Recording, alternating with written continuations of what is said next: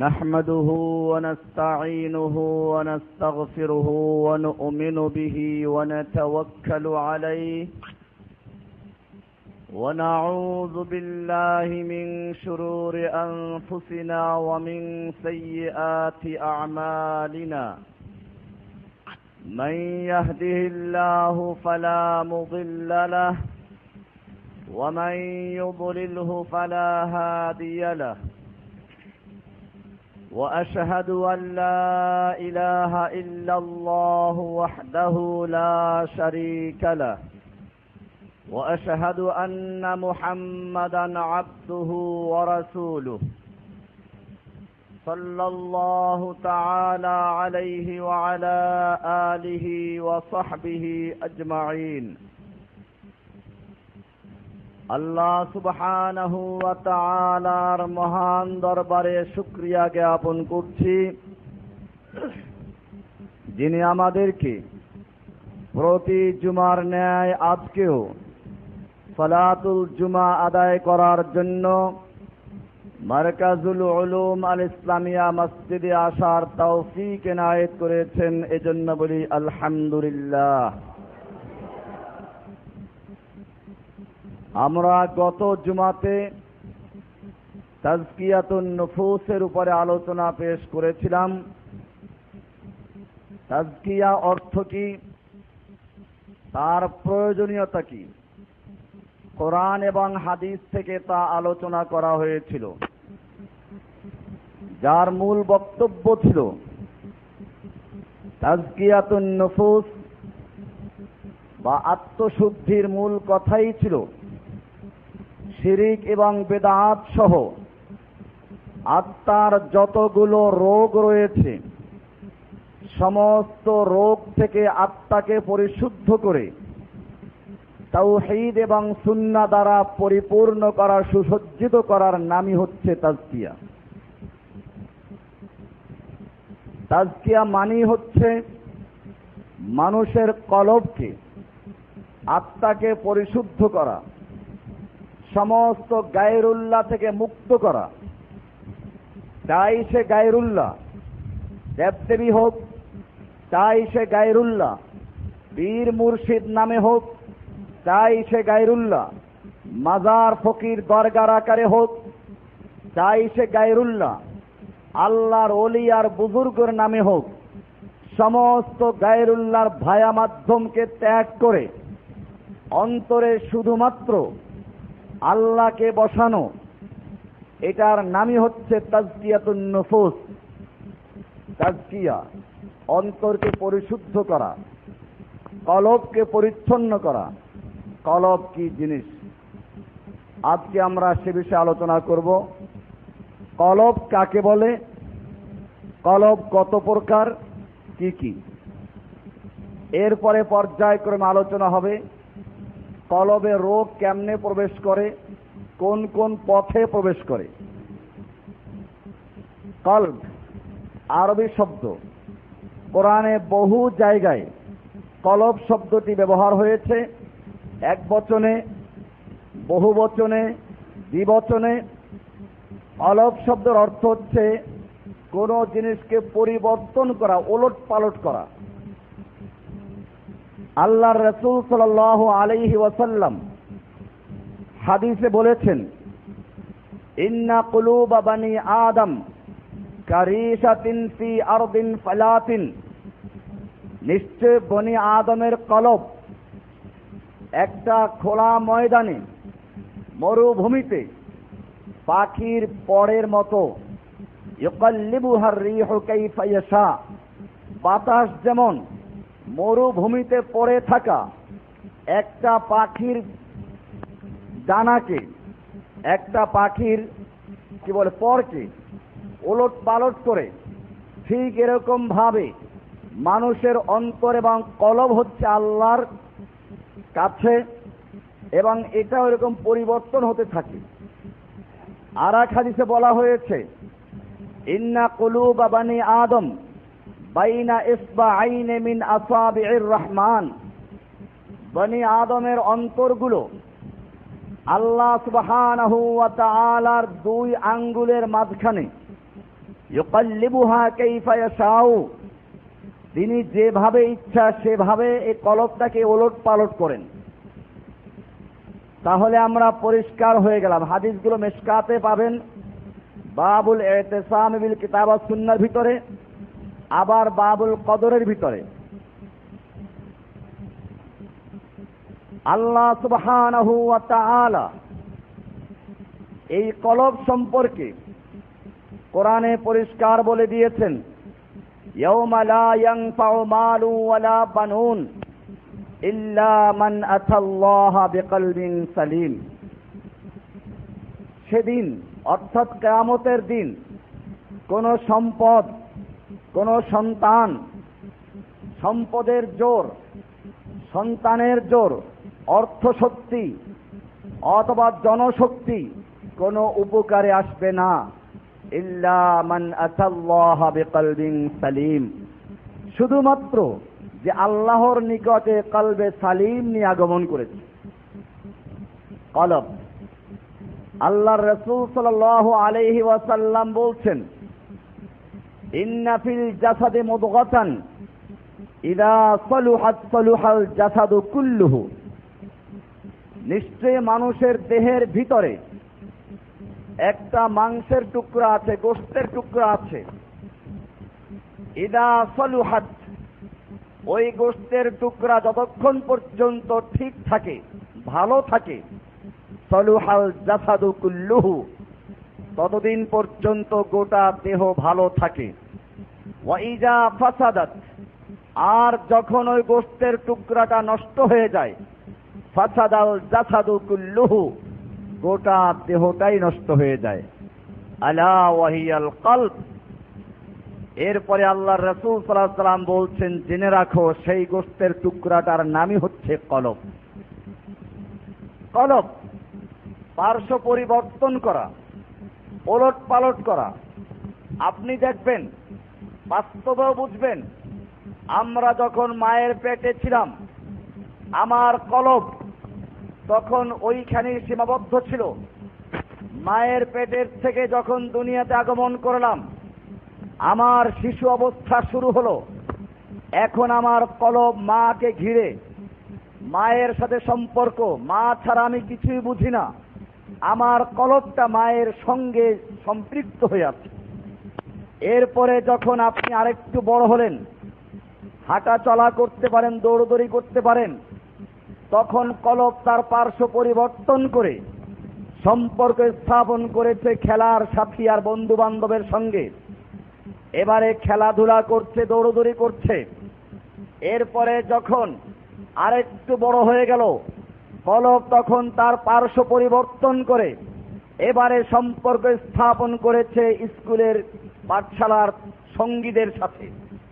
এখন তাদের নিয়ে তার ভালোবাসা, তাদের নিয়ে তার ওঠা বসা, চলাফেরা, কথাবার্তা, খেলাধুলা, অন্তরের সম্পর্ক বন্ধু বান্ধবের সঙ্গে।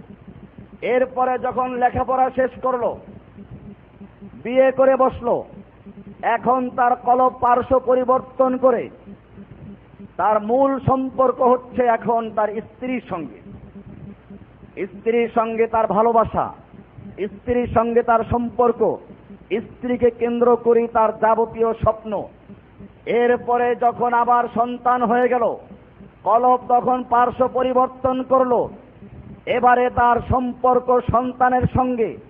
এখন সন্তান কিভাবে সুন্দর করা যাবে, বড় করা যাবে, সন্তান কিভাবে লেখাপড়া করবে, এই সব কিছুকে ঘিরে তার সব স্বপ্ন। এবারে কলবের সম্পর্ক সন্তানের সাথে।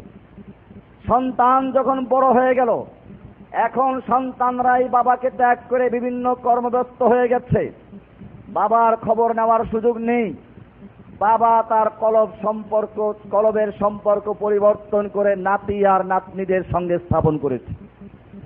এখন দাদা হয়ে গেছে, দাদার সম্পর্ক, কলবের সম্পর্ক নাতি আর নাতনির সঙ্গে।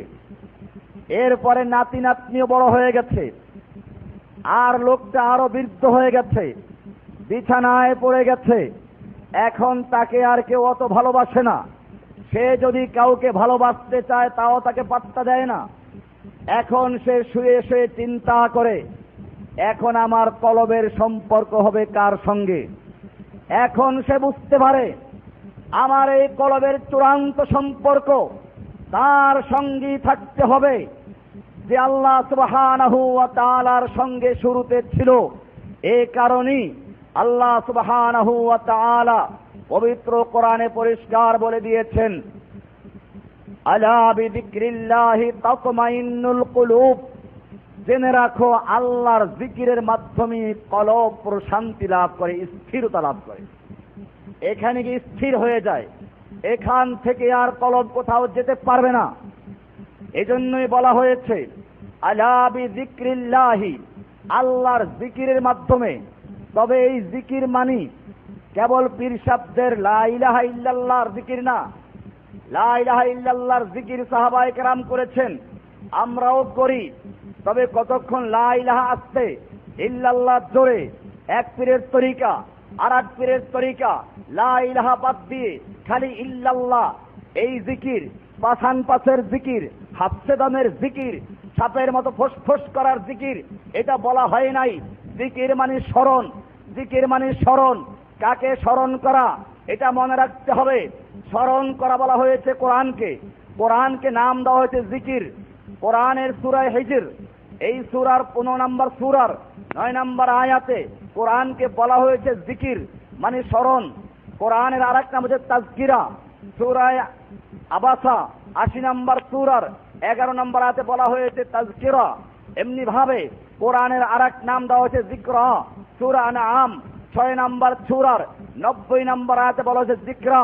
কোরআনের সূরায়ে মুজাক্কির, সূরা গাশিয়া, সূরা গাশিয়া 88 নম্বর সূরার 21 নম্বর আয়াতে বলা হয়েছে মুজাক্কির, স্মরণ করে দেনেওয়ালা। যে স্মরণ করে যায়, কি স্মরণ করে যায়? এটা এরকম যেরকম ভাবে আল্লাহর সঙ্গে এক সময় পরিচয় ছিল, সম্পর্ক ছিল, ওই সম্পর্ক মানুষ দুনিয়াতে এসে ভুলে গিয়েছিল। আল্লাহর সঙ্গে সম্পর্ক হয়েছিল সেদিন যেদিন আল্লাহ সুবহানাহু ওয়া তাআলা এই সমস্ত রূহগুলোকে সৃষ্টি করে এক জায়গায় একাত্র করে প্রশ্ন করেছিলেন, আলাস্তু বিরাব্বিকুম, বলো আমি তোমাদের রব নই কি? এইবারে মানুষ বলল, হ্যাঁ অবশ্যই আপনি আমাদের রব, আপনি আমাদের রব, আমরা আপনার গোলাম, আপনি আমাদের মালিক। রবের সঙ্গে সম্পর্ক স্থাপন হয়েছিল।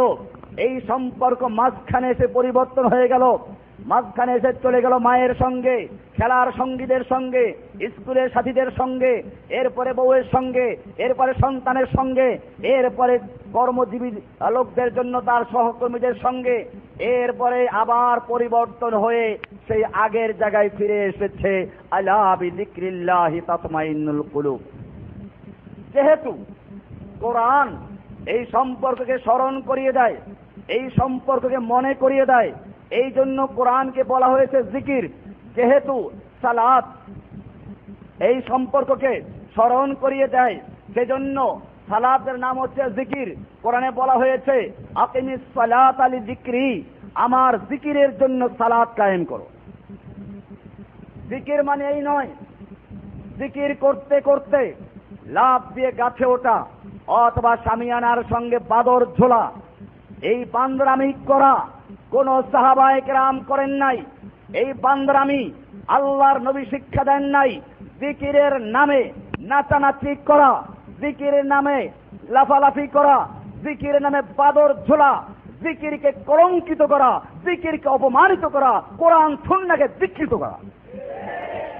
জিকির অবশ্যই লা ইলাহা ইল্লাল্লাহর জিকির করতে আমি না করি নাই, কিন্তু আমাদের কথাগুলো বুঝতে হবে। আমরা বয়ান করে আগে বলেছিলাম ওই সমস্ত লোকদের জন্য কোরআন যাদের কথা বলা হয়েছে, আল্লাযীনা ইসতামিউনাল কওলা ফায়াত্তাবিউনা মা আহসানা, যারা কথা শুনে, কান দিয়ে শুনে, এরপরে যা ভালো কথা তা গ্রহণ করে। আমরা কথা বলি ওই সমস্ত লোকদের জন্য যাদের সম্পর্কে আল্লাহ তাআলা বলেছেন, তারা বলে সামি'না ওয়া আতা'না। যখন কোরআন এবং হাদিসের কথা বলা হয়, দলিল সহ বলা হয়, তখন তারা বলে না আমাদের পীর কি কম বুঝলো, বাপ দাদার যুগ থেকে করে তারা কি কম বুঝেছে, এই সমস্ত বলে না। বরং কোরআন এবং হাদিসের কথা যখন সামনে চলে আসে, যখন কোরআনের আয়াত নাম্বার পেয়ে যায়, হাদিসের নাম্বার পেয়ে যায়, আর বাস্তবে দেখে মিলে গেছে, তার অন্যায় ধরা পড়েছে, সঙ্গে সঙ্গে বলে সামি'না ওয়া আতা'না, আমি শুনলাম আর মানলাম। আমরা কথা বলি না ওই সমস্ত লোকদের জন্য যারা শুনে তারপরে বলে সামি'না ওয়া আতা'না, শুনলাম তবে মানলাম না, আমাদের পীর কি কম বুঝে? আমরা কথা বলি না ওই সমস্ত অশিক্ষিত লোকদের জন্য যাদের সম্পর্কে আল্লাহ সুবহানাহু ওয়া তাআলা পরিষ্কার বলে দিয়েছেন, আল আরাবু আশাদ্দু কুফরান ওয়া নিফাকা ওয়া আজদারু আল্লা ইয়ালামু হুদুদ মা আনজালাল্লাহ। আল্লাহ তাআলা বলেছেন, আল আরাবু, গ্রাম্য লোকেরা, অশিক্ষিত লোকেরা, বেদুইন লোকেরা, আশাদ্দু কুফরান, কুফরের মধ্যে সবচেয়ে বড় চরম। আল আরাবু আশাদ্দু কুফরান ওয়া নিফাকান, মুনাফিকের মধ্যে চরম এগুলো। এরপরে আল্লাহ কি বলেছেন, ওয়া আজদারু আল্লা ইয়ালামু হুদুদ মা আনজালাল্লাহ, এবং তাদের জন্য উচিত, তাদের জন্য উপযুক্ত এটাই যে তারা আল্লাহর কালামকে বুঝবে না, আল্লাহর বিধানকে তারা বুঝবে না, এটাই তাদের জন্য সমুচীন। আল্লাহ কি সুন্দরভাবে এই লোকদের চরিত্রকে তুলে ধরেছেন। আমরা ওই রকম লোকদের জন্য আলোচনা করি না যাদের অন্তরে মোহর লাগানো আছে। এজন্য আজকের আলোচনা অন্তরের কলবের সংজ্ঞা। কলবের সংজ্ঞা আমরা বললাম, কলব মানে হচ্ছে পার্শ্ব পরিবর্তনকারী। এবারে কলবের প্রকার। কোরআন এবং হাদিস থেকে কলবের অনেকগুলো নাম পাওয়া যায়। একটা নাম হচ্ছে আল কলবুস সহিহ, সুস্থ কলব। আর একটা নাম পাওয়া যায় আল কলবুস সালিম, বিশুদ্ধ কলব। কোরআনে আর এক জায়গায় বলা হয়েছে আল কলবুল মুনিব, বিনীত কলব। আর একটা কলবের নাম দেওয়া হয়েছে আল কলবুল মারিফ, রোগাক্রান্ত কলব। আর একটা কলবের নাম দেওয়া হয়েছে আল কলবুজ জায়েক, বক্র কলব, বাঁকা, এরা বাঁকা পথেই চলে, সহজ পথে আসে না। আর একটা কলবের নাম দেওয়া হয়েছে আল কলবুল লাহি, অমনোযোগী কলব, এদের কোনো সদ্বোধ নেই। আর একটা কলবের নাম হচ্ছে আল কলবুল গাফেল, উদাসীন কলব। আর এক কলবের নাম হয়েছে আল কলবুল মাখতুম, দিল গালাকৃত কলব। আর এক কলবের নাম হচ্ছে আল কলবুল মাইয়িত, মৃত্যু কলব, কলব মরে গেছে। আর এক কলবের নাম হচ্ছে আল কলবুল মাতবু, মোহরকৃত কলব। এই যে কলবগুলো আছে কোরআনের প্রত্যেক আয়াতে আমরা দলিল পেশ করব ইনশাআল্লাহ। এটা হচ্ছে কলবের প্রকার। এরপরে কলবের তিনটা বৈশিষ্ট্য পাওয়া যায়। একটা নাম হচ্ছে আল কলবুল মুতমাইন্না, স্থির কলব। আর একটা নাম হচ্ছে আল কলবুন আন-নাফসুল লাওয়ামা, আত্মসমালোচক নফস। আর একটা নাম হচ্ছে আন-নাফসুল আম্মারা, মন্দ কাজে প্ররোচনা দানকারী কলব। এই হলো সিফাত, তিনটা সিফাত। আন-নাফসুল মুতমাইন্না, স্থির কলব। আন-নাফসুল লাওয়ামা, আত্মসমালোচনাকারী কলব। আন-নাফসুল আম্মারা, অন্যায় কাজে প্ররোচনা দানকারী কলব। এই তিনটা হচ্ছে সিফাত, আর ওগুলো হচ্ছে প্রকার।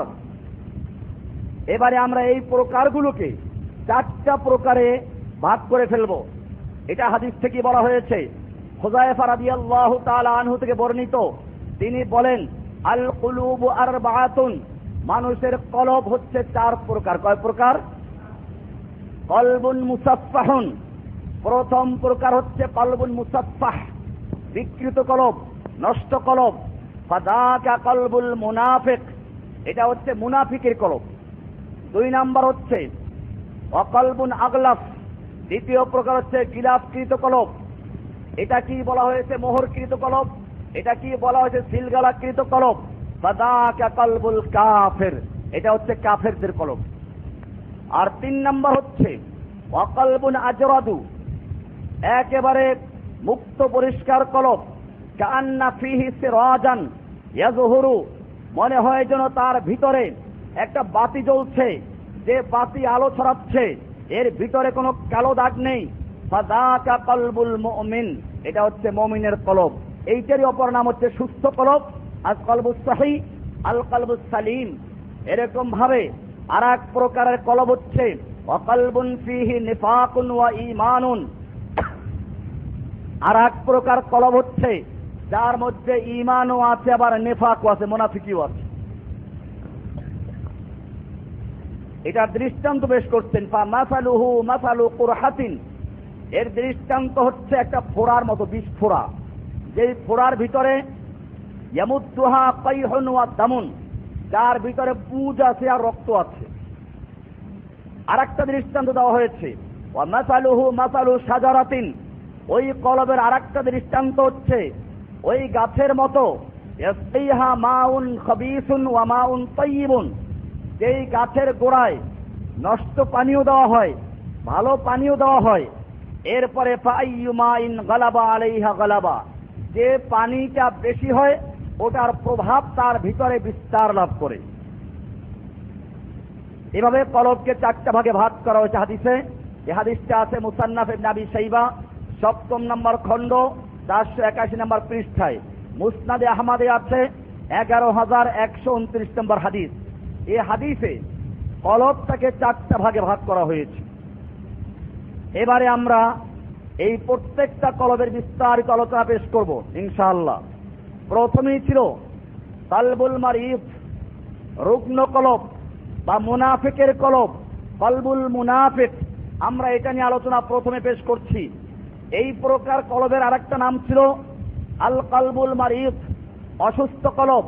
আর একটা নাম হচ্ছে আল কলবুল জায়েক, বক্র কলব, বাঁকা কলব। এটা সম্পর্কে আল্লাহ সুবহানাহু ওয়া তাআলা পবিত্র কোরআনের সূরা আনফাল 8 নম্বর সূরার 49 নম্বর আয়াতে বলছেন, ইয ইয়াকুলুল মুনাফিকুনা ওয়াল্লাযীনা ফী কুলুবিহিম মারাদুন গাররা হাউলাই দীনুহুম। এই আয়াতে রোগাক্রান্ত কলব আর মুনাফিকদেরকে একাত্র করা হয়েছে। বোঝা গেল রোগাক্রান্ত কলব যেটা, ওটাই মুনাফিকদের কলব।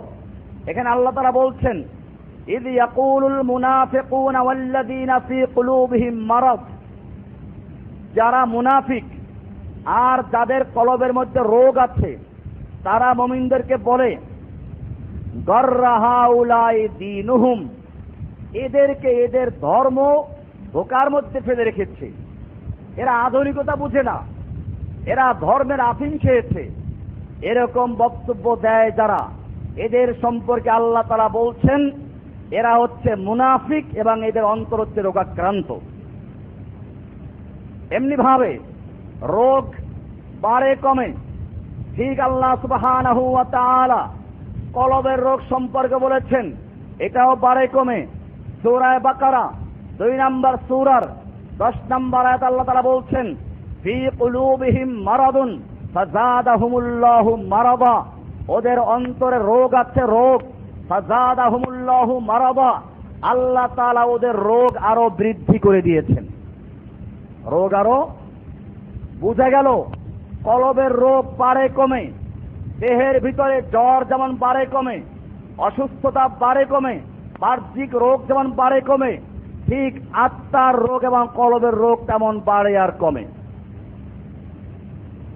কোরআনে সূরা বাকারা 2 নম্বর সূরার 8 নম্বর এবং 9 নম্বর আয়াতে বলা হয়েছে, এই মুনাফিকদের মধ্যে এরা মুমিন হয়ে থাকে, দাবি করে মুমিন, মূলত এদের অন্তরে রোগ আছে। সেই রোগের কারণে এরা মূলত মুমিন নয়।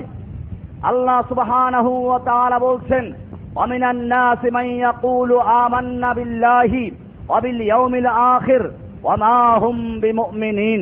মানুষের মধ্যে একদল মানুষ রয়েছে এরকম যারা বলে আমরা আল্লাহতে বিশ্বাসী, পরকালেও বিশ্বাস করি, আমরা পাকা মুমিন। আল্লাহ তাআলা বলছেন, ওয়া মা হুম বিমুমিনিন, না মোটেই নয়, ওরা মুমিন নয়। তাহলে ওরা কি? ওরা মুনাফিক। ওরা কি? এটা পরিষ্কার। আল্লাহ সুবহানাহু ওয়া তাআলা এই কোরআন নাজিল করেছেন কাদের জন্য?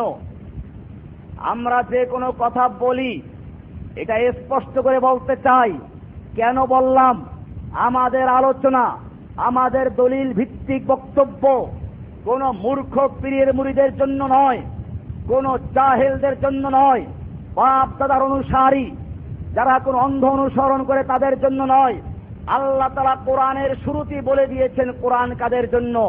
কোরআনের শুরুতে মানুষকে তিনটা ভাগে ভাগ করা হয়েছে।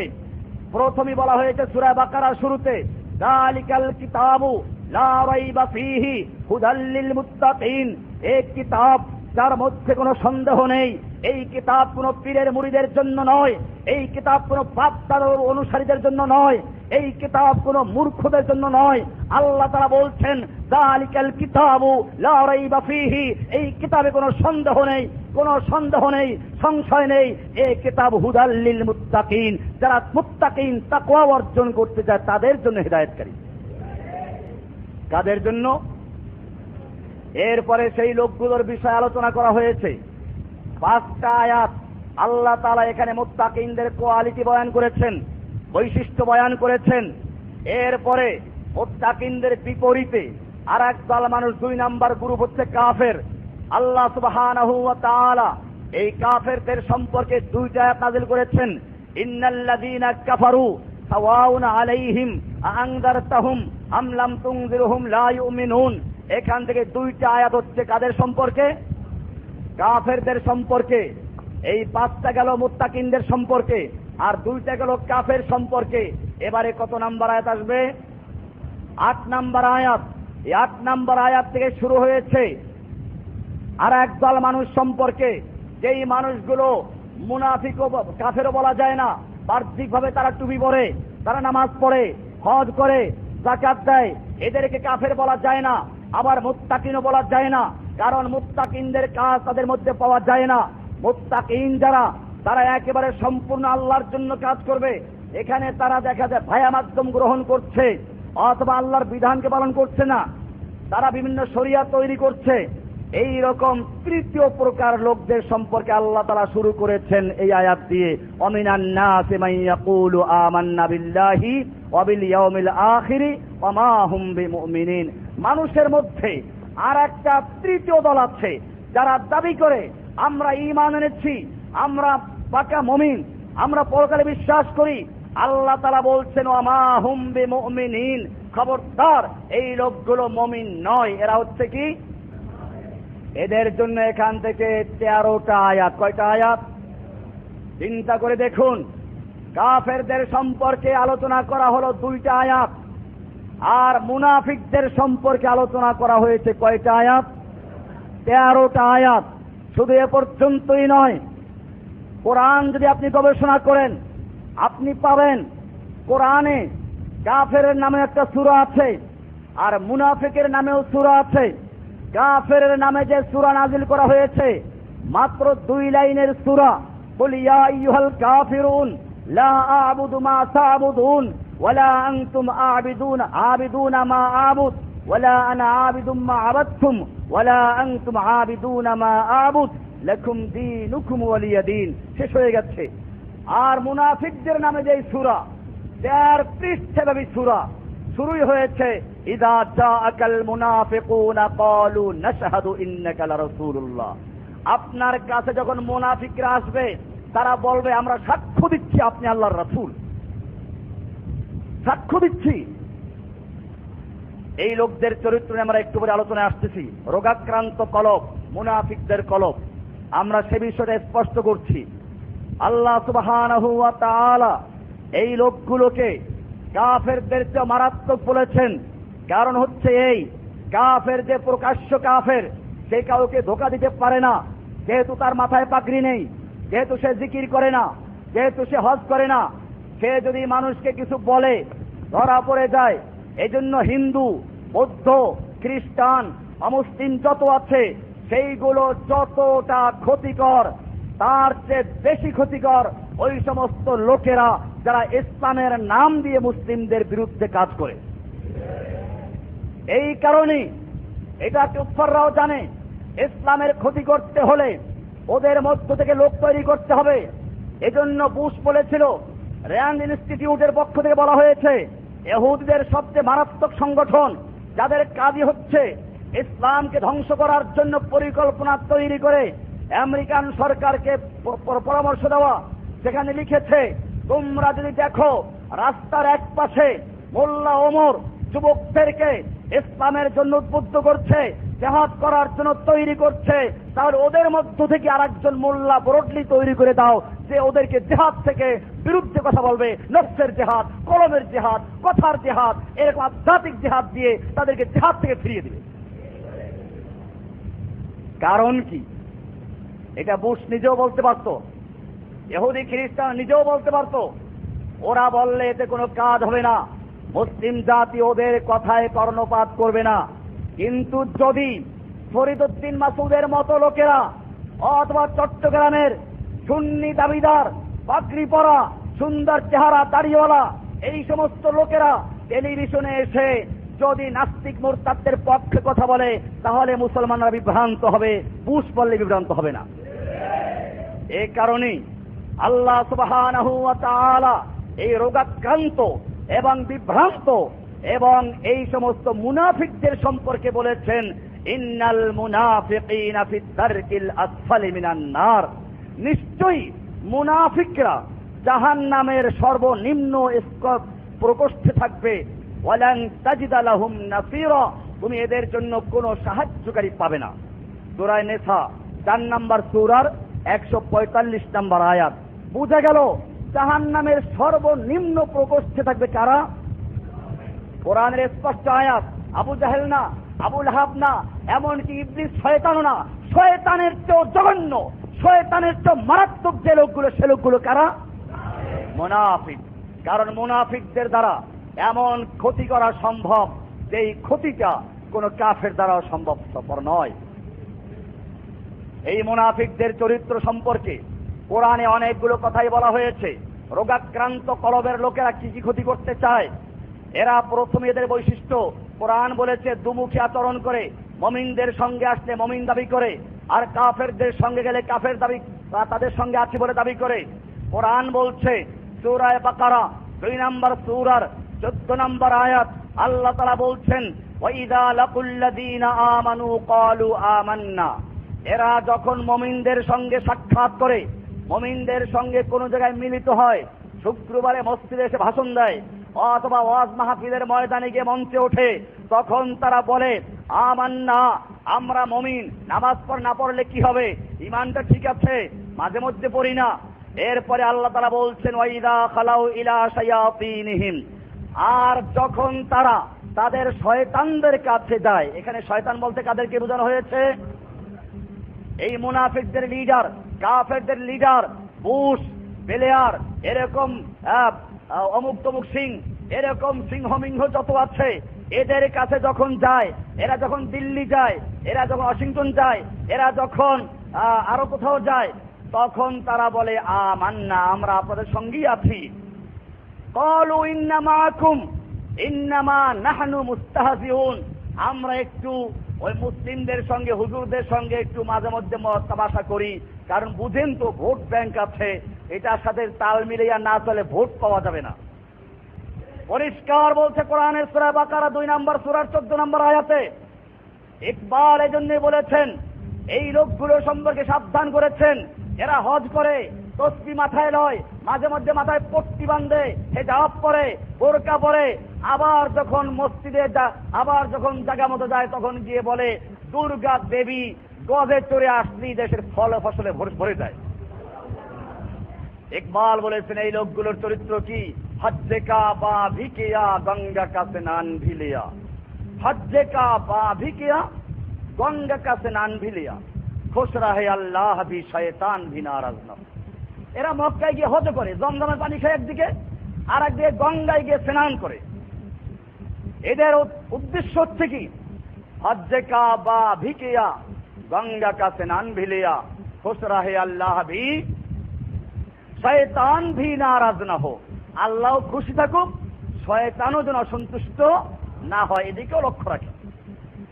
আল্লাহ সুবহানাহু ওয়া তাআলা এই লোকদের দ্বিতীয় চরিত্র বয়ান করেছেন, এরা সব সময় দ্বিধা দ্বন্দ্বে ভোগে, সিদ্ধান্ত নিতে পারে না কখন কোন দল সাপোর্ট করবে। যখন তাকে শাহবাগে কতগুলো নাস্তিক মোরতাদ উৎপাত শুরু করেছে, আর সেখানে একদল যুবক চলে গেছে, মনে করো আমরা এদের সঙ্গে না থাকলে সর্বনাশ হয়ে যাবে, এদেরকে অকুণ্ঠ সাপোর্ট দিয়ে দিল। এরপরে যখন এর চেয়ে বড় ধাক্কা চলে আসলো, তখন না না আমরা এদের সঙ্গে না, এদের গ্রেফতার করো, এদেরকে আমরা গ্রেফতার করবো, এদের ধরে নিব, এদের সঙ্গে আমাদের কোনো সম্পর্ক নেই। আল্লাহ তাআলা বলছেন, কোরআন স্পষ্ট বলে দিয়েছে সূরা মায়েদা ৫ নম্বর সূরার ৫২ নম্বর আয়াত, আল্লাহ তাআলা বলছেন, ফাতারাল্লাযীনা ফী কুলূবিহিম মারাদুন ইউসারিউনা ফীহিম ইয়াকুলুনা নাখশা আন তুসিবা দায়রা ফাআসা তুসিবানা দায়রা ফাআসা আল্লাহু আন ইয়াতি বিল ফাতহি আও আমরিন মিন ইনদিহি ফায়ুসবিহু আলা মা সাররু ফি আনফুসিহিম নাদিমিন। আল্লাহ তাআলা বলছেন, ফাতারাল্লাযীনা ফী কুলূবিহিম মারাদ, তুমি দেখবে যাদের অন্তরে মারদ, রোগ রয়েছে, ব্যাধি রয়েছে, এই রোগাক্রান্ত লোকদের অবস্থা তুমি দেখবে, ইউসারিউনা ফীহিম, ওরা কাফেরদের কাছে দৌড়ে যায়, ছুটে যায়, বন্ধুত্বের জন্য ছুটে যায়। আর তারা বলে ইয়াকুলুনা নাখশা আন তুসিবানা দায়রা, আমরা আশঙ্কা করছি যে কোনো বিপদ আপদ আমাদেরকে আক্রান্ত করবে কিনা, বিপদে পড়ে যায় কিনা। এই তাড়াতাড়ি দৌড়ে যায় তাদের দিল্লিতে, দৌড়ে যায় মস্কে, দৌড়ে যায় ওয়াশিংটনে, দৌড়ে যায় এরকম ভাবে লন্ডনে, এরকম ভাবে তাদের প্রভুদের কাছে দৌড় দিয়ে যায়। ইউসারিউনা ফীহিম, ওরা ওদের কুফফার নেতাদের কাছে দৌড়ে যায় আর গিয়ে বলে আমাদের ভয় হচ্ছে, আমাদের তপ্তা উল্টে দেয় কিনা, যেইভাবে হেফাজতের গণজোয়ার শুরু হয়েছে, কোন সময় ধাক্কা দিয়ে ফেলে দেয়, কি করতে পারি পরামর্শ দাও। সূরা বাকারা মায়েদা ৫২ নম্বর আয়াত। এছাড়া আল্লাহ সুবহানাহু ওয়া তাআলা এদের সম্পর্কে আরো বলেছেন, আফি কুলুবিহিম মারাদ আমির তাবু আম ইয়াখাফুনা আন ইয়াহিফাল্লাহু আলাইহিম ওয়া রাসূলুহু বাল উলাইকা হুমুজ জালিমুন, তাদের অন্তরে ব্যাধি আছে নাকি তারা সন্দেহ পোষণ করছে, এরকম তারা সবসময়ের জন্য দ্বিধা দ্বন্দ্বে ভুগতে থাকে। এবারে ৩ নম্বর বৈশিষ্ট্য, এই লোকগুলো যাদের অন্তরে রোগাক্রান্ত, এরা নারী লোভী, এরা মেয়ে লোকদের পিছনে বেশি ঘুরে।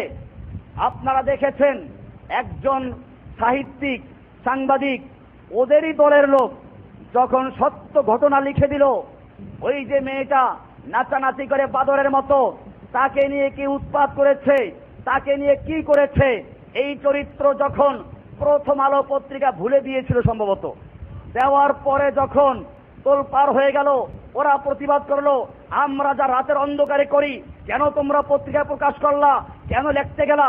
ওই লেখক নিজেও ক্ষমা চাইলো, পত্রিকাও ক্ষমা চাইলো, আর প্রকাশ করলো না। কিন্তু এর মাধ্যমে গোটা দুনিয়া জানতে পারলো এই লাঠিদেরকে ভোগ করার জন্য ওড়নাবিহীন উলঙ্গ করে কারা নাচাচ্ছে আর রাতের বেলায় কারা ভোগ করছে। এটাই মুনাফিকদের চরিত্র। কোরআন বলছে, ইয়া নিসাআন নবিয়্যি লাস্তুন্না কাহাদিম মিনান নিসাই ইত্তাকাইতুন্না ফালা তাখদানা বিল কওলি, হে নবীর স্ত্রীগণ, তোমরা কোনো সাধারণ মেয়েদের মতো নও, যদি তোমরা আল্লাহকে ভয় করো, ফালা তাখদানা বিল কওলি, খবরদার তোমরা বিনয়ের সঙ্গে তোমরা কথা বলো না, অর্থাৎ কোমল কণ্ঠে, আকর্ষণীয় কণ্ঠে। মেয়ে লোকরা কথা বলতে দুই রকম বলতে পারে, কথাটাকে সুন্দর করে আকর্ষণীয় করে কোমল কণ্ঠে কথা বলো না, বললে কি হবে, ফায়াতমাউল্লাযী ফী কলবিহি মারাদ, তাহলে যাদের অন্তর রোগ আছে, মুনাফিকের রোগ আছে, যাদের অন্তর রোগাক্রান্ত, ফায়াতমাউ, তারা এর মধ্যে প্রলুব্ধ হবে এবং তারা এটাকে ভোগ করার জন্য কৌশল অবলম্বন করবে। পরিষ্কার বলা হয়েছে, যাদের অন্তরে রোগ আছে, যাদের মধ্যে মুনাফিক আছে, সেই মুনাফিকি রোগে আক্রান্ত লোকেরা কি হয়, নারী লোভী হয়। এমনি ভাবে এই মুনাফিকদের আর একটা চরিত্র বলা হয়েছে, রোগাক্রান্ত কলবের আলোচনা হচ্ছে। রোগাক্রান্ত কলবই মুনাফিকদের কলব। এই কলবের অধিকারী লোকেরা বাকপটু হয়, চালাক হয়, চাটুকার হয়, আর ঝগড়াটে হয়। কোরআন বলছে সূরা বাকারা 2 নম্বর সূরার 204 নম্বর আয়াত, আল্লাহ তাআলা বলছেন, ওয়ামিনান নাসি মান ইউজিবুকা কওলুহু ফিল হায়াতিদ দুনিয়া, মানুষের মধ্যে একদল মানুষ আছে এরকম, ইউজিবুকা কওলুহু ফিল হায়াতিদ দুনিয়া, যাদের পার্থিব জীবনের কথাবার্তা, দুনিয়ার জীবনের কথাবার্তা তোমাকে অবাক করবে, আশ্চর্য করবে, কি সুন্দর কথা বলে। ওয়ায়ুশহিদুল্লাহ আলা মা ফি কলবিহি, এবং সে আল্লাহকে সাক্ষী রাখে তার অন্তরে যা আছে। যে মনের মধ্যে কি আছে আপনাকে বুঝাইতে পারবো না, আল্লাহ সাক্ষী। মনটা যদি পারতাম চিরে দেখাইতাম, আপনার জন্য আমার কত ভালোবাসা, ইসলামের জন্য কত ভালোবাসা আছে, একটু মনটা চিরে দেখাইতে পারতাম। আল্লাহ তাআলা ভালো জানেন। আল্লাহ বলছেন, তারা এরকম কসম করে বলে, ওয়ায়ুশহিদুল্লাহ আলা মা ফি কলবিহি, তারা তাদের অন্তরে যা আছে যেন আল্লাহকে সাক্ষী রাখে। আল্লাহ তাআলা বলছেন, ওহুয়া আলাদ্দুল খিসাম, এই লোকগুলো আসলে কঠিন ঝগড়াটে লোক। সূরা বাকারা 204 নম্বর আয়াত। এমনি ভাবে এই লোকগুলো মিথ্যা প্রচারে পারদর্শী হয়, অপপ্রচারে তারা পারদর্শী হয়, মিডিয়ায় তাদের ভূমিকা থাকে অনেক বড়। কোরআন বলছে সূরা আহজাব 23 নম্বর সূরার 60 নম্বর আয়াত, আল্লাহ তাআলা বলছেন, লাইল্লাম ইয়ানতাহিল মুনাফিকুনা ওয়াল্লাযীনা ফী কুলুবিহিম মারাদুন ওয়াল মুরজিফুনা ফিল মাদিনা লানুগরিয়ান্নাকা বিহিম সুম্মা লা ইয়াজাবিরুনাকা ফীহা ইল্লা কালিলা। আল্লাহ তাআলা বলছেন, লাইল্লাম ইয়ানতাহিল মুনাফিকুনা ওয়াল্লাযীনা ফী কুলুবিহিম মারাদ, মুনাফিকেরা এবং যাদের অন্তরে রোগ রয়েছে তারা, ওয়াল মুরজিফুনা ফিল মাদিনা, এবং মদিনায় যারা, শহরে যারা মিথ্যা অপপ্রচার করে, মিথ্যা সংবাদ ছড়ায়, আল্লাহ তাআলা বলছেন এরা যদি বিরত না হয়, লানুগরিয়ান্নাকা বিহিম, তাহলে আমি অবশ্যই তাদের বিরুদ্ধে তোমাকে ক্ষমতাবান করে দিব। এখানে পরিষ্কার বোঝা গেছে আল্লাহ সুবহানাহু ওয়া তাআলা তিনটা শব্দ ব্যবহার করেছেন। একটা হচ্ছে এই মুনাফিক, 2 নম্বর ওয়াল্লাযী ফী কুলুবিহিম মারাদ, যাদের অন্তরে আছে রোগ, আর 3 নম্বর বলেছেন ওয়াল মুরজিফুনা ফিল মাদিনা, এবং শহরে যারা মিথ্যা অপপ্রচার চালায়, এরা মিথ্যা খবরকে ছড়াতে বড় পটু। আল্লাহ সুবহানাহু ওয়া তাআলা সূরা আহজাবের 23 নম্বর সূরার 60 নম্বর এবং 62 নম্বর আয়াতে আলোচনা করেছেন। এমনি ভাবে এই মুনাফিক মার্কা লোকেরা, রোগাক্রান্ত কলবের অধিকারী লোকেরা সুযোগ পেলেই মুমিনদেরকে নিয়ে তুচ্ছ-তাচ্ছিল্য করে, আলেমদের নিয়ে তুচ্ছ-তাচ্ছিল্য করে।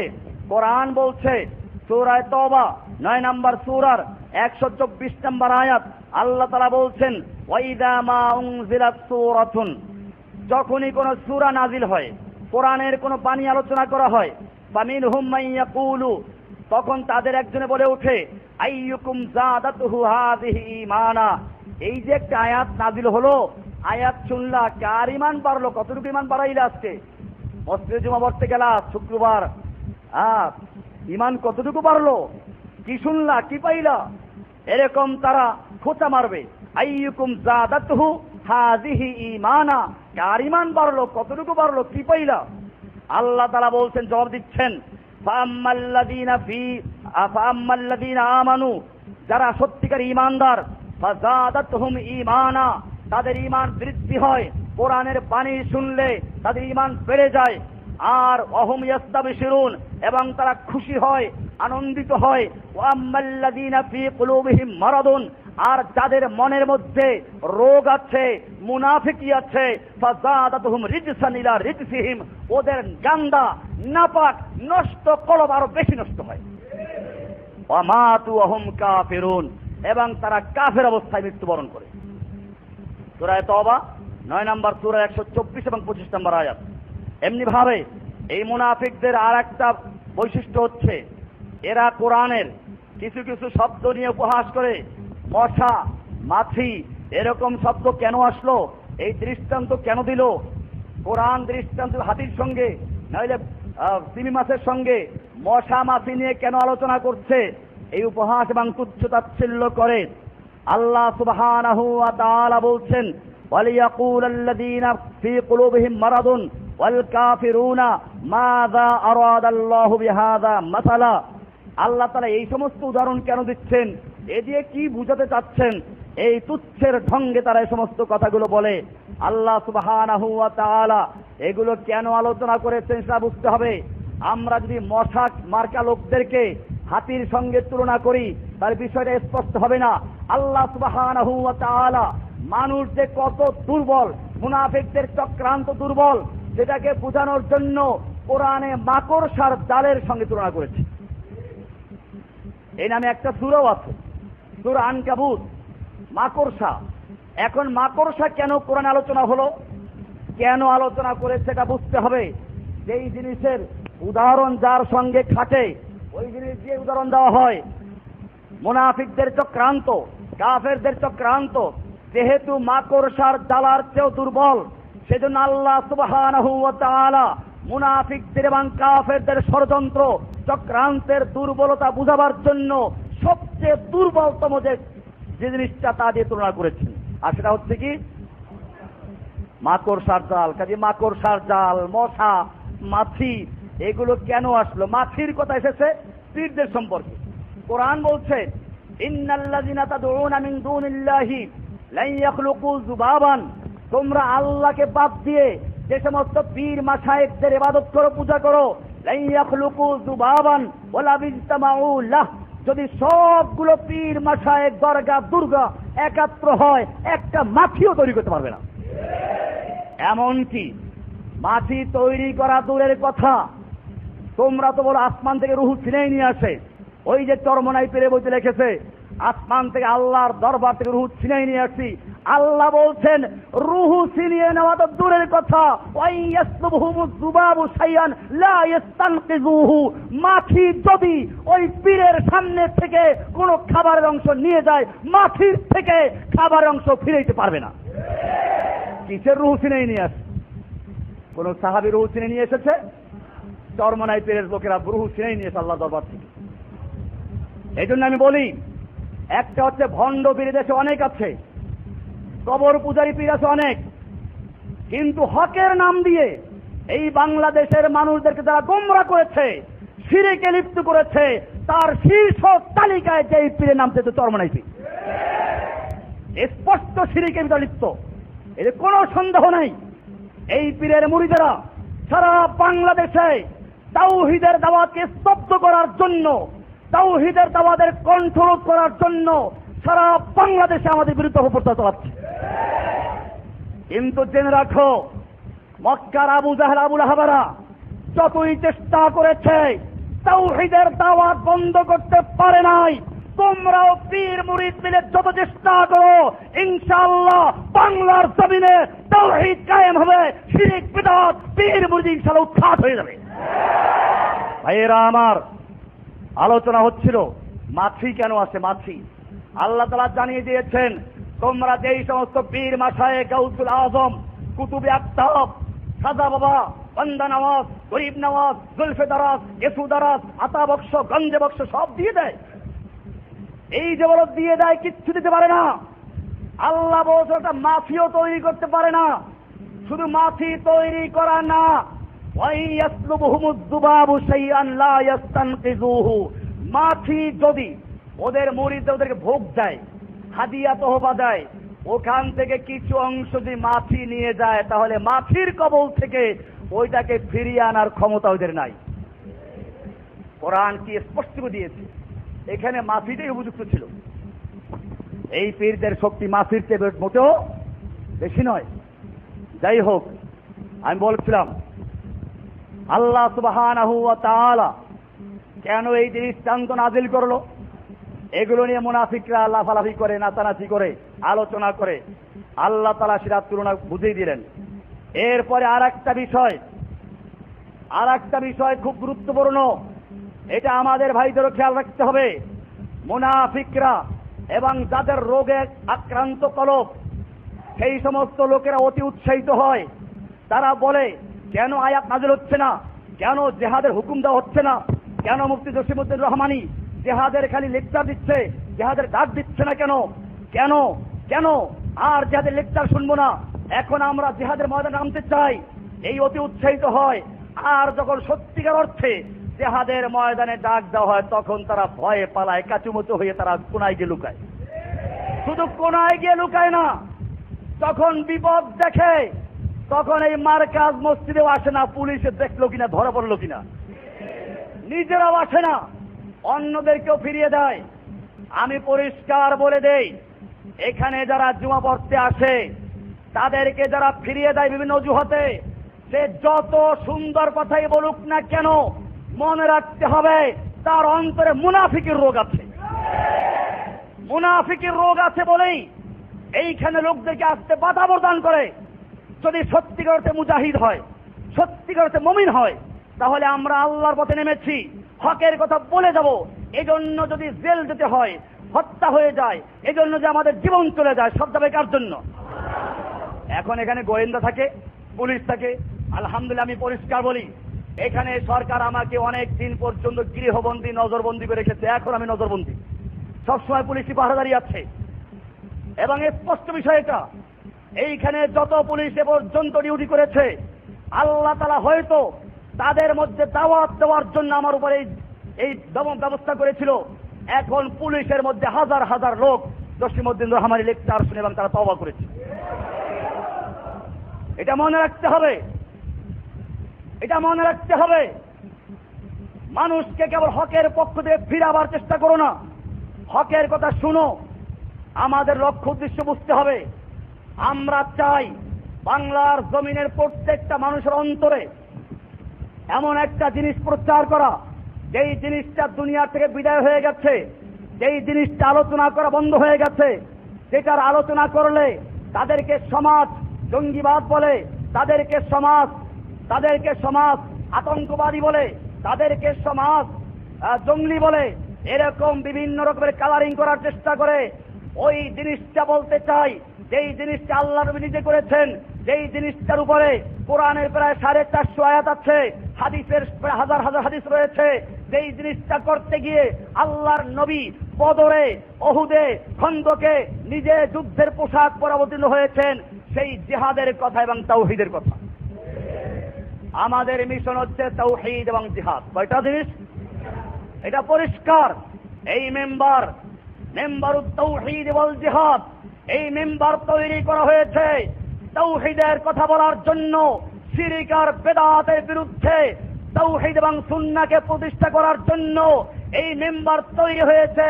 মুসলিম উম্মাহকে আবার জিহাদের পথে ফিরিয়ে আনার জন্য এই মেম্বার যতদিন থাকবে ইনশাআল্লাহ ততদিন পর্যন্ত আমরা কাজ চালিয়ে যাব। আমরা মেম্বার রক্ষা করার জন্য ইসলাম ছেড়ে দেব না, বরং ইসলাম রক্ষার জন্য প্রয়োজনে মেম্বার আমরা ছেড়ে দিতে পারবো ইনশাআল্লাহ।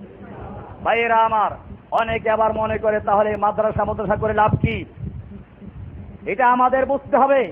অনেকে বলে আমরা যখন আইআর এর প্রস্তাব করলাম, আপনারা জানেন আমরা একটা উন্নত মানের মাদ্রাসা করার চিন্তা ভাবনা করছি, যেখানে একজন মাদ্রাসার ছাত্র একদিকে শুক্রবারে জুমার খুতবা দিবে, আর একদিকে সে হাসপাতালে বড় ডাক্তার হবে, একদিকে খতিব হবে, আর একদিকে ইঞ্জিনিয়ার হবে।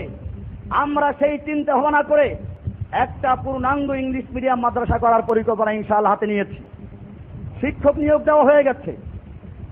এক্ষেত্রে আপনাদের সহযোগিতাও প্রয়োজন আছে। অনেকে ইতিমধ্যেই কান চুলকানো শুরু করেছে আমাদের ভাই। আমি আমাদের ভাইদের বলছি যে আমাদের ভাই হয়ে থাকো, আমাদের প্ল্যান প্রোগ্রাম বোঝার চেষ্টা করো। এই জাতির মধ্যে হঠাৎ করে কোনো কাজ করা সম্ভব নয়। এখানে নেতৃত্ব দেওয়ার মতো লোকের প্রয়োজন আছে। আজকে বাংলাদেশে আমরা ঠিক আছে একটা বড় পরিকল্পনা গ্রহণ করলাম, আওয়াম জনগণ সমর্থন দিল না, আওয়াম জনগণ মুসলিমদেরকে আশ্রয় দিল না। কাজ করবে কে? আমরা চাই যখন চাহে হোক, কিন্তু যদি আমাদের আজকে মৃত্যু হয়, মৃত্যুর 1 মিনিট আগ পর্যন্ত আমরা তাওহীদের কথা প্রচার করে যাব। নাকি কি হয় শুধু কাজ বন্ধ করে বসে থাকবো? এই মার্কাজ টিকে কিনা? কুফফাররা কখনো বন্ধ করে দেয়? তাহলে এখানে টাকা পয়সা খরচ করে লাভ কি? এইগুলো একটা মুনাফিকি রোগ অথবা অজ্ঞতা, মূর্খতা। যদি মুনাফিকি হয়ে থাকে ছেড়ে দাও, আর অজ্ঞ মূর্খ হয়ে থাকে তাহলে বুঝার চেষ্টা করো। আল্লাহর নবীর সাহাবীরা এলেম অর্জন করেছেন, এলেম অর্জন করে তারা কাজ করেছেন। আবু হুরায়রার মতো মুহাদ্দিস, ইবনে আব্বাসের মতো মুফাসসির, আর ইবনে ওমরের মতো বুজুর্গ, আর ইবনে মাসউদের মতো ফকিহ সবাই যুদ্ধ করেছেন, এলেম অর্জন করেছেন। সাহাবায়ে কেরামদের বৈশিষ্ট্য ছিল রাতের বেলায় বৈরাগী, দিনের বেলায় অশ্বারোহী। সুতরাং মনে রাখতে হবে এলেম অর্জন করা প্রয়োজন, আলেম তৈরি করতে হবে। আমাদের এমন একদল আলেম তৈরি করার প্রয়োজন যে আলেমগুলো মুসলিম উম্মাহকে তাবিজ লেখা শিখাবে না, যে আলেমগুলো মুর্দার খাওয়া শিখাবে না, 3 দিনা মিলাদ, 40 মিলাদ, মৃত্যুবার্ষিকী এই সমস্ত ধারে কাছে যাবে না। যে সমস্ত আলেমরা মানুষকে কোরআন সুন্নাহ থেকে ফিরিয়ে পীরের মুরিদ বানাবে না, খেলাফত ব্যবস্থাকে ধ্বংস করে দিয়ে পীরদের খেলাফত ব্যবস্থা চালু করবে না, যারা কোরআন সুন্নাহ ভিত্তিক মুসলিম জাতির জাতীয় খেলাফত, রাষ্ট্রীয় খেলাফতের জন্য বায়াত নিবে, রাষ্ট্রীয় খেলাফত প্রতিষ্ঠার জন্য যারা মানুষকে সবক দিবে, যারা চিশতিয়া, কাদেরিয়া, নকশবন্দিয়া, মুজাদ্দিদিয়া, সোহরাওয়ার্দিয়া এই সমস্ত তরিকার বিলুপ্ত করে একমাত্র আল্লাহর নবীর তরিকা চালু করবে। আমরা সেজন্য এই কাজ করছি। যাই হোক, বলছিলাম এই লোকগুলো এরা খুব অতি উৎসাহিত হয়। কেন এটা হচ্ছে না? কেন এটা করা হচ্ছে না? আল্লাহ তাআলা এই লোকদের চরিত্র স্পষ্ট করেছেন কোরআনের সূরা মুহাম্মদ 47 নম্বর সূরার 20 নম্বর আয়াতে। আল্লাহ তাআলা বলছেন, ওয়ায়াকুলুল্লাযীনা আমানু লাউলা নুজিলাত সূরাতুন ফাইযা উনজিলাত সূরাতুন মুহকামাতুন ওয়া যুকিরা ফিহাল কিতাল। আল্লাহ তাআলা বলছেন যে মুমিনরা বলে কেন সূরা নাযিল হচ্ছে না? ফাইযা উনজিলাত সূরাতুন মুহকামাতুন, যখন কোন স্পষ্ট বর্ণনা দ্ব্যর্থহীন কোন স্পষ্ট আয়াত নাযিল হয়ে যায়, যুকিরা ফিহাল কিতাল, যার মধ্যে কিতালের আলোচনা আছে, রাআইতাল্লাযীনা ফি কুলুবিহিম মারাদুন, তুমি দেখবে যাদের রোগে অন্তরে রোগ আছে, রোগ। রাআইতাল্লাযীনা, তুমি দেখতে পাবে ওই সমস্ত লোকদেরকে, আল্লাযীনা ফি কুলুবিহিম মারাদুন, যাদের অন্তরে রোগ আছে, রোগ। ইয়ানজুরুনা ইলাইকা নাজরাল মাগশি আলাইহি মিনাল মাউতে, তুমি দেখবা তারা তোমাদের দিকে তাকায়। কেমনে তাকায়? মৃত্যুর ভয়ে। আজরাইল দেখলে বলে চোখ উল্টে যায়, মাগশি আলাইহি মিনাল মাউত, আজরাইলকে দেখে চোখ উল্টে যায় যেরকম ভয় পেয়ে, এইরকম তোমার দিকে তাকাইবে। কেমনে পালাবে? কোন জায়গায় পুলিশ নাই, দৌড়াইবে কোন দিক দিয়ে, সেই রাস্তা খোঁজার চেষ্টা করে। মনে রাখতে হবে এই আবেগের কোনো মূল্য নেই। আমাদেরকে আলেম তৈরি করতে হবে। একদিকে যেমন আমাদের উম্মার ভিতরে জিহাদের স্পৃহা জাগাতে হবে, মুজাহিদ তৈরি করতে হবে, আর একদিকে উম্মার মধ্যে নেতৃত্ব দেওয়ার জন্য একদল আলেম তৈরি করতে হবে। আমি আলোচনা করছিলাম রোগাক্রান্ত তলবের লোকদের চরিত্র কোরআন কি কি বলেছে। এরা অতি উৎসাহিত হয়, অতি আবেগী হয়, আর বাস্তব ময়দানে যখন আসে তখন তারা পালিয়ে যায়। আর কেমনে পালায়? আল্লাহ তাআলা কি সুন্দর দৃষ্টান্ত দিয়েছেন। আপনার আশ্চর্য হবেন কোরআনের বর্ণনা, নাজরাল মাগশি আলাইহি মিনাল মাউত, তারা তোমার দিকে তাকাবে ওই ব্যক্তির মতো যে মৃত্যু যখন ঘনিয়ে আসে, আজরাইল যখন দেখে তখন তার চোখ উল্টে যায়। ওই ভীত সন্ত্রস্ত ব্যক্তি যেরকম তাকায় ওই রকম তাকাইবে। কোরআনের স্পষ্ট আয়াত, নাজরাল মাগশি আলাইহি মিনাল মাউত। এরপরে বলেছেন এই লোকরা যখন দেখে কোন বিপদ আপদ এসেছে তখন তারা বাড়াবাড়ি করে, আল্লাহ নুসরাত, আল্লাহ কি আছে নাকি, সাহায্য করে না কেন, এত মার খাচ্ছি। এই লোকগুলোর মধ্যে রোগ আছে, এটা মনে রাখবেন। এত লোক মরলে হেফাজতের রাতের অন্ধকারে, আল্লাহ কেন সাহায্য করলেন না? আল্লাহ কি দেখতে পান নাই? আল্লাহ তাআলা এই চরিত্র তুলে ধরেছেন সূরা আহজাব 23 নম্বর সূরার 12 নম্বর আয়াত। আল্লাহ তাআলা বলছেন, ওয়াইদ ইয়াকুলুল মুনাফিকুনা ওয়াল্লাযীনা ফী কুলুবিহিম মারাদুন মা ওয়া'আদানা আল্লাহু ওয়া রাসূলুহু ইল্লা গুরুরা। আল্লাহ তাআলা বলছেন মুনাফিকরা এবং যাদের অন্তরে রোগ আছে, ব্যাধি আছে, তারা বলে আল্লাহ এবং আল্লাহর রাসূল আমাদের সঙ্গে যে ওয়াদা করেছেন এটা প্রতারণা ছাড়া আর কিছুই না, প্রতারণা ছাড়া কিছুই না, এরকম বলে ফেলে। এটা একটা চরিত্র। এমনি ভাবে এই মুনাফিকরা এবং যাদের অন্তরে রোগ আছে এরা বক্র মনের অধিকারী, অন্তর কেবল টেরা থাকে, বাঁকা থাকে। কোরআন বলছে সূরা আলে ইমরান 3 নম্বর সূরার 7 নম্বর আয়াত, আল্লাহ তাআলা বলছেন, ফাআম্মাল্লাযীনা ফী কুলুবিহিম যায়গুন, যাদের মনের মধ্যে বক্রতা আছে, যাদের মন টেরা বক্র, ফায়াত্তাবিউনা মা তাশাবাহা মিনহু ইবতিগাল ফিতনা ইবতিগা তাবিলি, এরা কেবল কোরআনের পিছনে লাগে। কোন জায়গায় কোনটার ভুল ধরা যায়, কোন জায়গায় কোন কোরআনের আয়াত কিছু আছে মুতাশাবিহ, যার অর্থ আল্লাহ তাআলা নিজে জানেন, আল্লাহর রাসূল জানেন, উম্মাহকে জানানো হয় নাই। আলিফ অর্থ কি, আলিফ লাম মিম অর্থ কি, এগুলো আল্লাহ জানান নাই বা জানি না। এখন এই লোকগুলোর কাজ হচ্ছে কি এর পিছনে পড়বে, পিছনে পড়ে তারপর উদ্দেশ্য কি? উদ্দেশ্য হচ্ছে মানুষকে ফিতনায় ফেলানো। তারা নিজের একটা ব্যাখ্যা দেয়, তারা বলে আলিফে আল্লাহ, লামে জিব্রাইল, মিমে মুহাম্মদ, আল্লাহর পক্ষ থেকে জিবরাইলের মাধ্যমে মুহাম্মাদের উপর নাযিল হয়েছে, আলিফ লাম মিম এর ব্যাখ্যা দিয়ে দিল। এরকম একটা মন গড়া ব্যাখ্যা করে, অথচ এই ব্যাখ্যা আল্লাহ দেন নাই, আল্লাহর নবী দেন নাই। এমনি ভাবে তারা বিভিন্ন প্রশ্ন করে, দেখো আল্লাহ মারলে খাওয়া জায়েজ নাই, মানুষে মারলে খাওয়া জায়েজ। ওই যে গরু এমনি মরলে খাওয়া জায়েজ নাই, আল্লাহ মেরেছেন। আর মানুষে জবাই করে মারলে খাওয়া জায়েজ। আল্লাহ মারলে খাওয়া জায়েজ নাই, মানুষে মারলে খাওয়া জায়েজ কেন হলো? এমনি ভাবে আমি আবার আরেকটা বলি যে তাহলে আল্লাহ একটা কল বসাই দিলে, টিউবওয়েল দেখছে তোমার সাথে, ওইটার পানি খাও না, আর মানুষে বসায় যে কল তার পানি খাও কেন? বোঝেন নাই? প্রত্যেকটা মানুষের সঙ্গে কি আছে?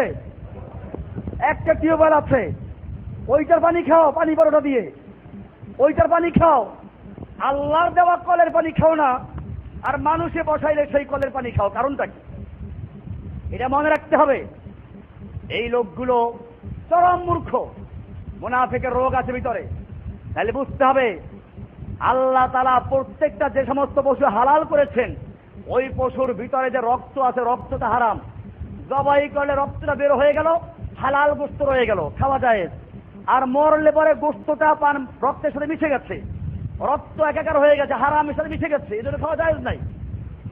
জাহেল মূর্খ লোকদের কেমনে বুঝাবেন আপনি? এই লোকগুলোর কাজই হচ্ছে এরকম পাকা। এরা বলে ওরা মেয়ে লোকের মতো চুল রেখে মাথায়, বাবরি রেখা যায় সুন্নাহ, আল্লাহ রাসূল লিখেছেন, কিন্তু ওরা রাখে মেয়ে লোকের মতো। আপনি জিজ্ঞেস করেন এরকম চুল কেন রাখো? যে আলিফের মাথায় বাবরি আছে। আমার সঙ্গে একবার একটা বহস এরকম হয়েছিল। আমি বললাম যে ঠিক আছে, আলিফের মাথায় বাবরি আছে, নিচে নোক্তা নাই। তোর মাথায় বাবরি আছে, নিচে নোক্তা দুইটা আছে, কার নোক্তা দুইটাকে? মনে রাখতে হবে এই সমস্ত ভুয়া ভণ্ড প্রতারক একদল পীর মুরিদ মানুষকে এরকম বিভ্রান্ত করে। আল্লাহ সুবহানাহু ওয়া তাআলা এদের চরিত্র তুলে ধরেছেন সূরা আলে ইমরানের 7 নম্বর আয়াতে, ফাম্মাল্লাযীনা ফী কুলুবিহিম যায়গুন, যাদের মনের মধ্যে বক্রতা আছে, পাকা আছে, ফায়াত্তাবিউনা মা তাশাবাহা মিনহু ইবতিগাল ফিতনা ইবতিগা তাওয়িলি, এরা কোরআনের ভুল ব্যাখ্যা করার জন্য এবং ফিতনা তালাশ করার জন্য সব সময় মুতাশাবিহ আয়াতগুলোর পিছনে পড়ে থাকে। আল্লাহ তাআলা বলছেন, ওমা ইয়ালামু তা'বীলাহু ইল্লাল্লাহ, অথচের তাবিল আল্লাহ ছাড়া কেউ। কোন সূরা আছে? আলে ইমরান 3 নম্বর সূরা 7 নম্বর আয়াত। ভালো করে পড়বেন আয়াতটাকে। এবারে শুনুন, আল্লাহ তাআলা বলছেন এই রোগাক্রান্ত লোকেরা বেশি দিন রোগ লুকিয়ে রাখতে পারে না। যাদের মনে রোগ আছে, বাহ্যিকভাবে যতই বুজুর্গ হোক না কেন, এক সময় আল্লাহ সুবহানাহু ওয়া তাআলা তার সমস্ত রোগের ইতিহাস খুলে দিবেন। কোরআন পরিষ্কার বলে দিয়েছে, সূরা মুহাম্মদ 47 নম্বর আয়াত, সূরার 29 নম্বর আয়াত, আল্লাহ বলছেন, আম হাসিবাল্লাযীনা ফী কুলুবিহিম মারাদুন, ওরা কি মনে করেছে যাদের অন্তরে রোগ আছে, যাদের কলবে রোগ আছে, তারা কি মনে করেছে আল্লাহ ইউখরিজাল্লাহু আদগানাহুম, আল্লাহ তাআলা তাদের গোপন রোগ, গোপন বিদ্বেষ ভাব প্রকাশ করবেন না? অবশ্যই আল্লাহ প্রকাশ করে দিবেন। আল্লাহ সুবহানাহু ওয়া তাআলা যখন কারো দোষ প্রকাশ করে দেন, তখন সে যদি 4 দেয়ালের ভিতরে দরজা বন্ধ করে গোপনে রাতের অন্ধকারে কোনো কাজ করে, আল্লাহ সুবহানাহু ওয়া তাআলা এক সময় তার সেই দোষকেও প্রকাশ করে দেন। তবে আল্লাহ তাআলা তখন প্রকাশ করেন না। এক লোক একজন খাদের ব্যাখ্যা জানে, বড় আলেম, তার কাছে চুরি করে ধরা পড়ল। লোকটা বলল, হুজুর আমি এই প্রথমবার চুরি করেছি, আর জীবনে চুরি করি নাই, মাফ করে দেন। আলেম সাহেব বলেন, তুই মিথ্যা বলেছিস, তুই কমপক্ষে আগে 3 বার চুরি করেছ। কারণ আল্লাহর একটা নাম হচ্ছে সাত্তার, সাত্তারুল উয়ুব। সাত্তার মানে গোপনকারী, উয়ুব আয়েবের বহুবচন, আয়েব মানে দোষ। অর্থাৎ আল্লাহর একটা নাম হচ্ছে সাত্তারুল উয়ুব, মানুষের আয়েব সমূহ, পাপ সমূহ গোপনকারী। আর সমূহ হইতে হলে কমপক্ষে 3টে হবে। 3টা দোষ যদি কমপক্ষে আল্লাহ গোপন না করেন, তাহলে আল্লাহর নাম সাত্তারুল উয়ুব থাকছে। আল্লাহর নাম যখন সাত্তারুল উয়ুব, তাহলে বুঝতে হবে কেউ যখন কোনো অন্যায় করে ধরা পড়ে, তাহলে এর আগে কমপক্ষে সে 3টে অন্যায় করেছে।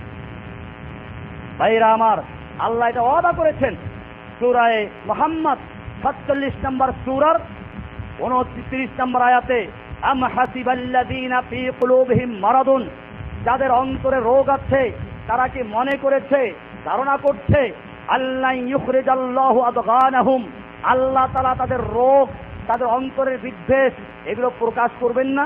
অবশ্যই প্রকাশ করবেন।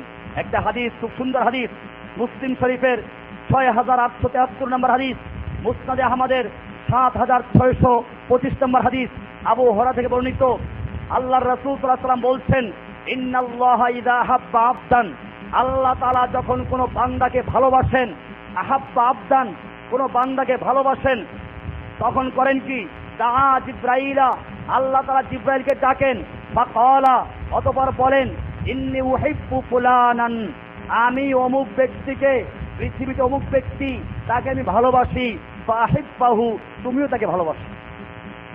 ক্বালা ফায়ুহিব্বুহু জিব্রাইল, আল্লাহর এই হুকুম শোনার পরে জিব্রাইল তাকে ভালোবাসে। সুম্মা ইউনাদি ফিস সামাই, অতঃপর জিব্রাইল আসমানে ঘোষণা করে দেন, ফায়াকুলু, অতঃপর জিব্রাইল ঘোষণা করে বলে দেন, ইন্নাল্লাহা ইউহিব্বু ফুলানান ফাহিব্বুহু, ওহে আসমানবাসী, নিশ্চয় আল্লাহ সুবহানাহু ওয়া তাআলা পৃথিবীর অমুক ব্যক্তিকে ভালোবাসেন, তোমরা সকলে তাকে ভালোবাসো।